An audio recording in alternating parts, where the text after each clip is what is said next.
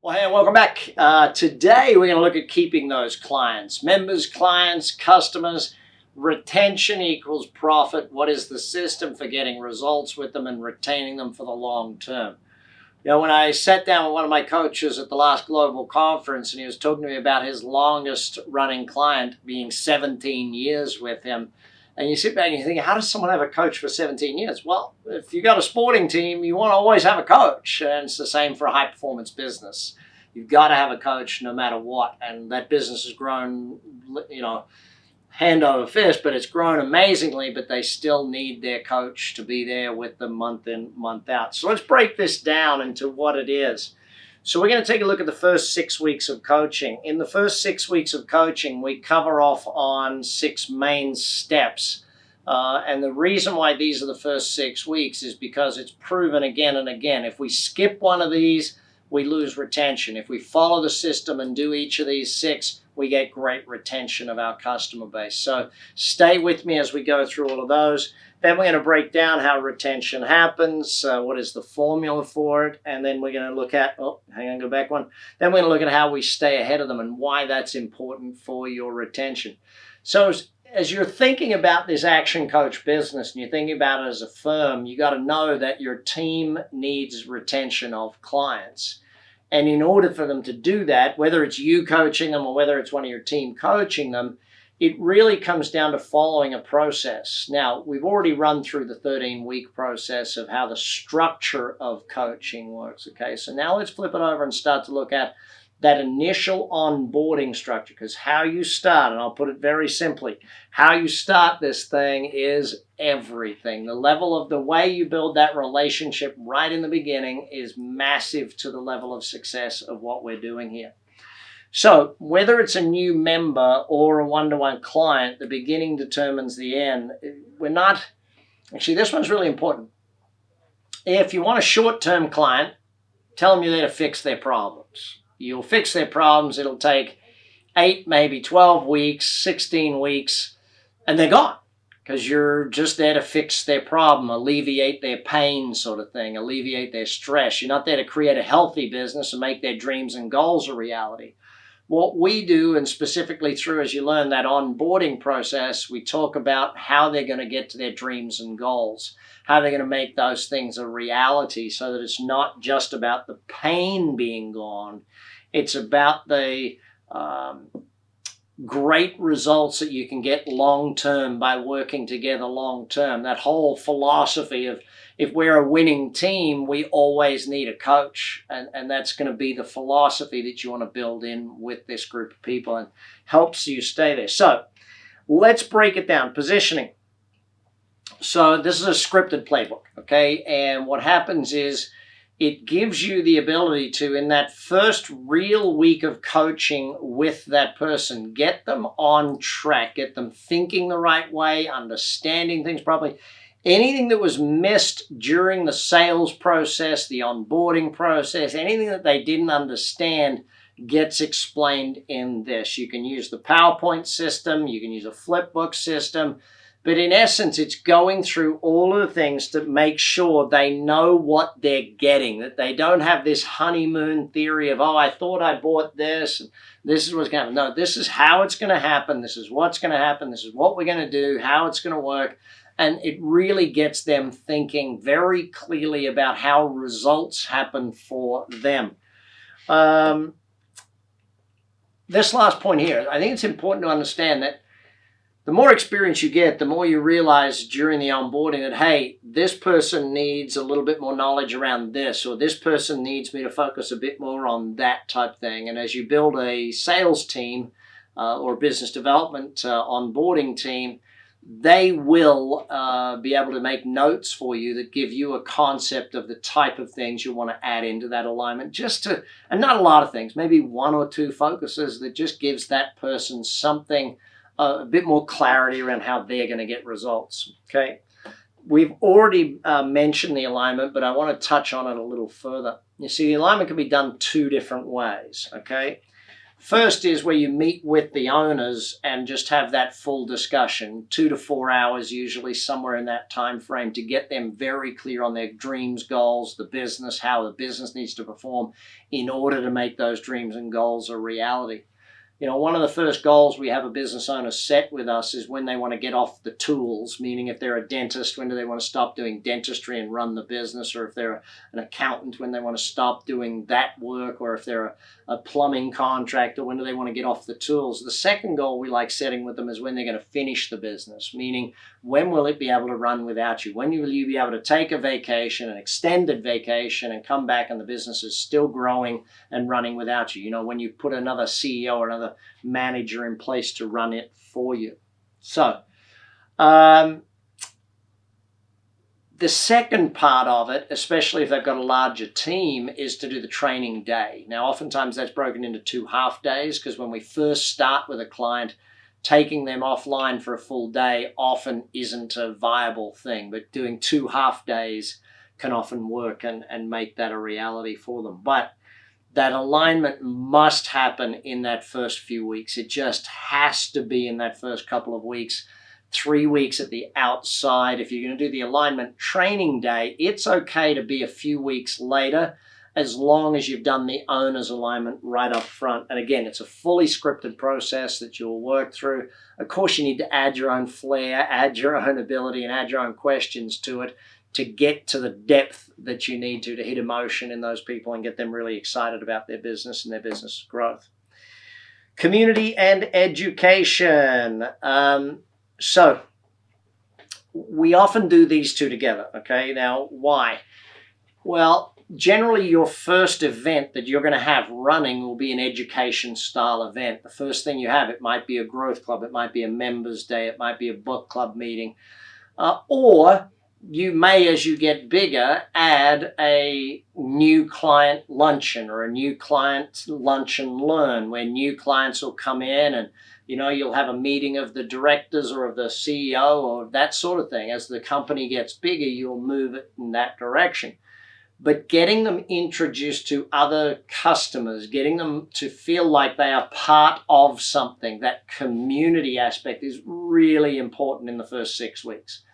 Getting them learning something in that first 6 weeks, video learning, book learning, attending a learning program, but getting them studying some new knowledge, because the moment they start to see that this new knowledge is opening up doors for them, it changes the way they perceive the relationship with us. Remember, if we can get them learning on day 1 or week 2, then we know we're going to build a great customer out of that person. We know we're going to build a really strong repeat customer, because a customer that's learning is a great customer for our business. Also, by the way, you can use the podcasts, you can use the books as part of that education right in the beginning, and I think that's often a way to get them softly learning, if that makes sense, and moving them in the right direction. Results. So, whether it be the 3 main things people come to us for is time, team, and money, okay? Now, a lot of people come to us, they've got 1 or 2 of those areas. Some come to us, they've got all 3 areas they need assistance in, but it's time, team, or money. So we have quick-fire solutions for all 3 of those areas, checklisted and systematized for all 3 of those areas, so that when you get someone on board within that first 6 weeks, you want to have some quick-fire results, whether it's time results, whether it's team results, or whether it's financial results for the business. We need some quick-fire results in that period. Because in the positioning, you've talked to them about getting results, and of course you're positioning it being taking a while. What you want to do, obviously, is under-promise and over-deliver from that perspective. But if in the first 6 weeks they're making extra money, or within the first 6 weeks they realize that they took an afternoon off that they never could have before, that makes a dramatic shift in the relationship, okay? Now, from that, where we go to from there is the referrals. Now, why is this important? During the process of actually positioning them, you will talk to them about referrals, and you'll mention to them, hey, a big part of my business is getting referrals of customers just like you, people who are great business owners who want to do even better. And once we start getting results in your business, once we start to see something, I'll be asking you for referrals. I'll be looking for you to give me 2 referrals of people as good or, a type of caliber business owners like yourself that will want to grow their business. That's what I'll be asking you for once you get results. Now, oftentimes in the first 6 weeks, you can ask for that because you'll see tangible results with them. But the very minimum, you want to have some form of testimonial. You want them doing social media posts. You want them doing some sort of an online review, something that locks them into you, something that publicly does it. See, when someone refers someone to you, and when a client or a member refers or brings someone else along to a membership meeting or brings someone along to a growth club with them, they're endorsing you to that person. Therefore, they are changing again their relationship with you. So if we go through those first 6 steps, we get a much higher retention rate of those customers, much higher satisfaction, to lead to ultimately keeping them longer, building your business better. Now, another part of that is that if you have programs that are only one price point, then you're going to lose customers because either I couldn't afford that or it's too small for me. Okay, so I need to be able to, and this is why the product and service offerings vary in price point, because it allows someone to move up when they're ready and it allows them to move back down should they need to. And sometimes it's not moving down because of finances. Sometimes it's just time allocation. Look, Brad, I can't do weekly coaching anymore. If we can go to every 2 weeks, they just need to reduce their time allocation certain points in time. And that might be because they got too much on. It might be family things. It might be just business time of year. But having that ladder allows them to move up and down based on their needs, wants, and desires. Our formula for retention will always be the same, and it's never going to change that you've got to get results and you got to have a relationship. If you just get results with them and you just coach them on business, yeah, you'll keep them. If you just focus on their personal life and just do goal setting and life goals and all of that stuff, yeah, you'll keep them for a little bit. If you want to keep these people long term, you got to coach them on their business. You got to coach them on their life. You've got to have a relationship of some sort.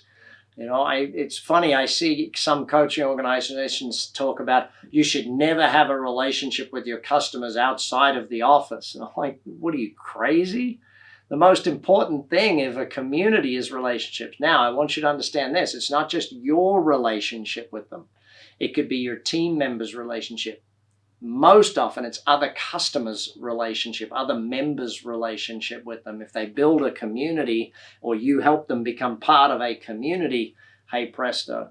I love seeing it when I look at Facebook and it's someone's birthday and the community has wished them happy birthday more than all of their friends and family did, type thing.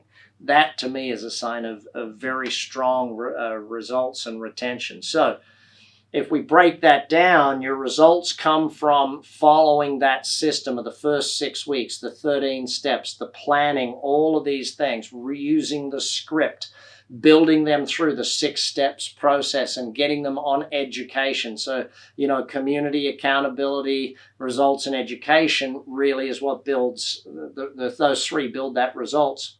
And then the relationship, of course, it's relationship with other people, but it really does come down to relationship with you and your team. You've got to do that personally. There's no one else that can do that.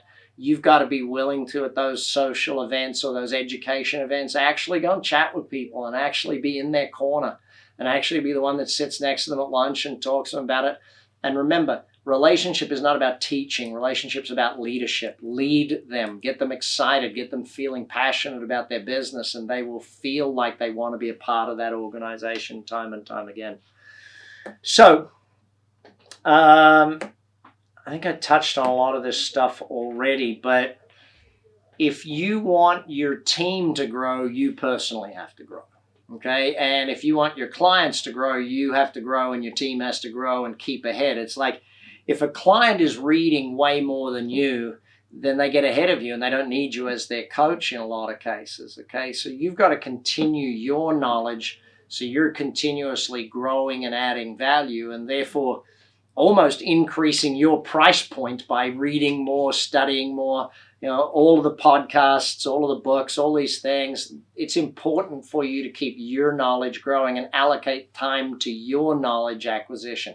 I like doing it when I'm walking the dog or when I'm driving the car. I listen to the books, I listen to the podcasts, do all that sort of stuff. But you've got to keep growing and learning if you want your team to keep growing and learning too. I think that's an important aspect of it. All right. Lots to learn about this business. You'll get back with your recruiter. You'll obviously get a whole bunch more in this whole thing. I'm out there all the time. If you ever get on one of our meetings where I get to be there, please say hi. Please tell me you watched the videos and it helped you make the decision the whole way through this thing. But listen, World Abundance for Business Re-Education. We're looking for people that want to help us create an amazing world out there by helping business owners learn, helping business people grow and become better at business and buy back their freedom and their life. That's essentially what we're aiming to do. Hopefully that's something you want to do too. And hopefully, as we're the number one, hopefully you can come and join us and help us stay number one and keep leading and growing this industry, this profession. Look forward to having you as part of the Action Coach team. Bye for now.